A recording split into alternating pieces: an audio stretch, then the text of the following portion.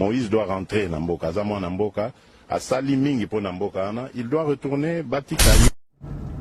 Monsieur le gouverneur, c'est une voiture spéciale? Oui, c'est une Jeep qui appartient à mes enfants. Et donc, quand je dois passer incognito pour aller voir un peu comment les gens travaillent, tout ça, contrôler un peu la douane, contrôler un peu tout le monde, je préfère conduire moi-même.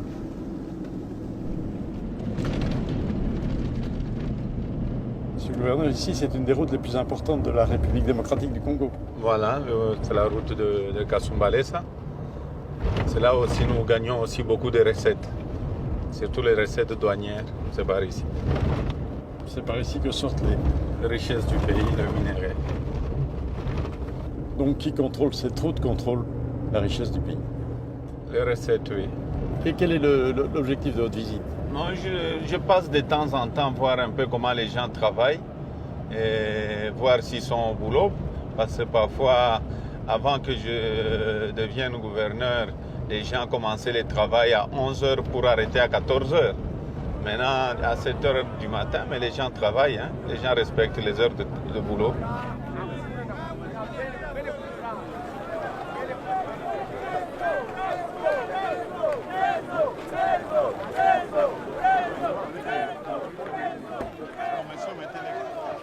Où est le directeur de la douane? Mais j'ai appris que le matin, aujourd'hui, vous avez commencé en retard. Oui, Pourquoi? Parce que la DGM a mis ce cadenas. Non, quel cadenas? Ici, c'est la douane, ce n'est pas eux. Appelez-moi le monsieur de la deuxième. Oui, il est là. Oui, mais comment est-ce que vous pouvez fermer? C'est CPA DGM.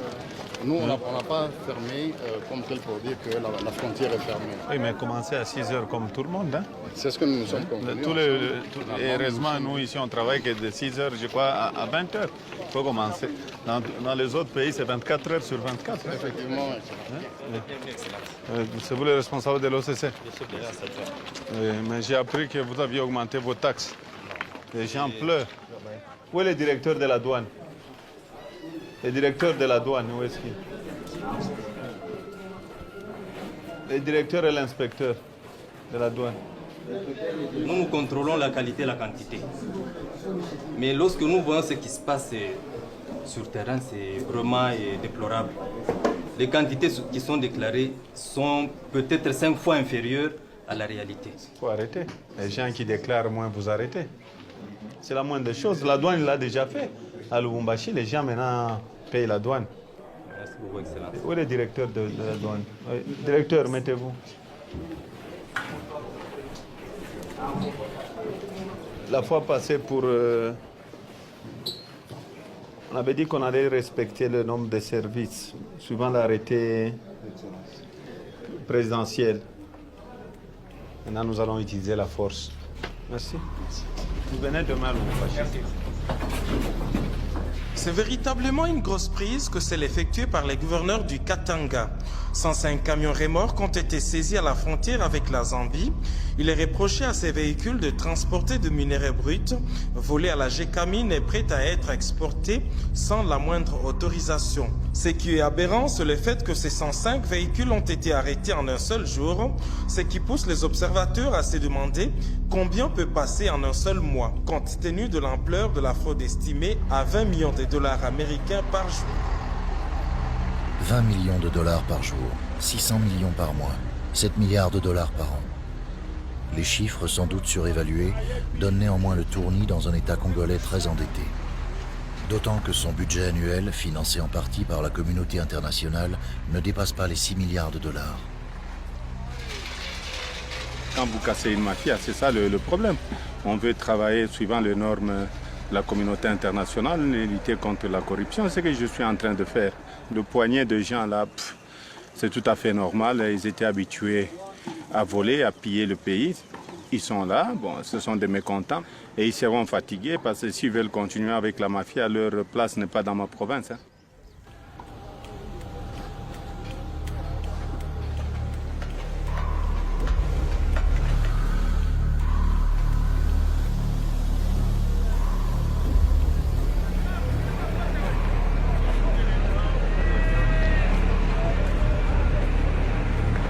Je fais à vous. Grand à toi. Ah non, mais Angari a couru Naoul.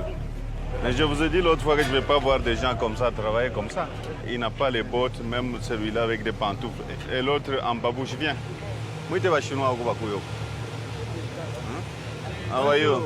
Bonjour. Bon. Regardez, tenue de fondeur, ça. Ah.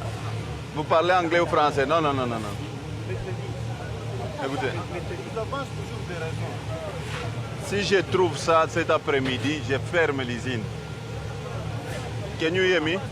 If I find these people with this clothes, I close this afternoon. Your campagne. Non, non, je dis ceci. Si je les trouve comme ça, je vais fermer l'usine aujourd'hui même. Et c'est la dernière fois. Et vos fondeurs touchent $120. Non, non, non. Les fondeurs ne peuvent pas toucher $120. Les fondeurs, le moins payé, c'est $300. Bonjour.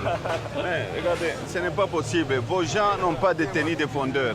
Ils sont avec des jeans. Non, non, non, non, non, non, non. Écoutez, je rentre l'après-midi. S'ils n'ont pas de tenue, je ferme la société.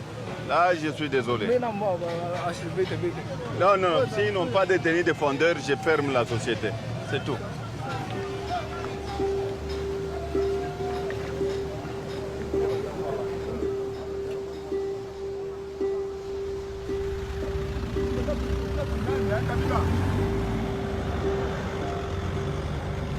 Il n'y a même pas de conditions d'hygiène, on ne dirait pas un four. C'est parce que, bon, on cherche à créer de l'emploi, mais c'est des gens qui mettent du n'importe quoi. Et ce n'est pas nous qui donnons le permis pour installer les choses, les usines, c'est Kinshasa, ce n'est pas nous. S'ils n'avaient pas tous les documents de Kinshasa, j'allais fermer. Il y a un problème quelque part. C'est la corruption. Il y a un problème quelque part. Et nous, on veut les changements. Votre rapport avec Kinshasa, il est un peu difficile. Il y a quelques problèmes dans notre famille politique et ce qui est mauvais, on n'aime pas les Congolais qui travaillent.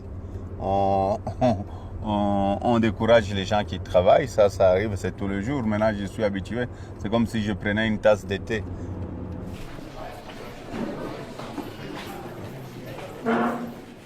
Jamwe. Avariel.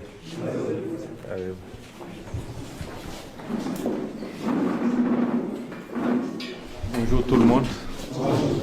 J'avais promis lors de ma campagne électorale, je ne sais pas si vous aviez oublié, que mon salaire et mes frais de mission, je les mettrais au profit des handicapés vivant dans la province du Katanga.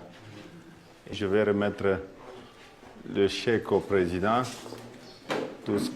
parce que les gens étaient pressés de toucher déjà le premier mois. Donc il y a un chèque de $100 000 pour les personnes vivant avec handicap. Et donc voilà tout ce que nous avions dit. Nous venons de respecter notre parole.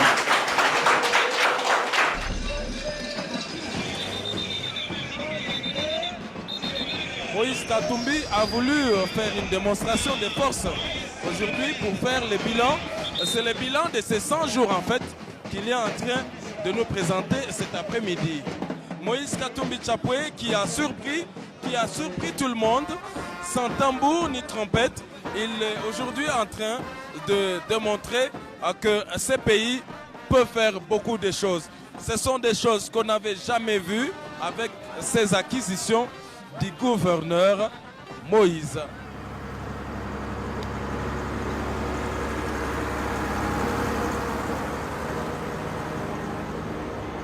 Ça avance, monsieur le gouverneur? Oui, ça avance très bien en tout cas. Ça fait déjà 30 ans qu'on a pu travailler sur nos routes ici à Likasi, au moins 30 ans qu'on a pu refaire des routes. Ça représente le réseau routier pour la province? Oui, c'est ce qui est très important. Vous savez, le développement d'une économie, c'est les routes. Hein? Et on avait demandé aux sociétés minières, parce que c'est les sociétés minières qui ont abîmé cette route, de contribuer, mais ils ne veulent pas.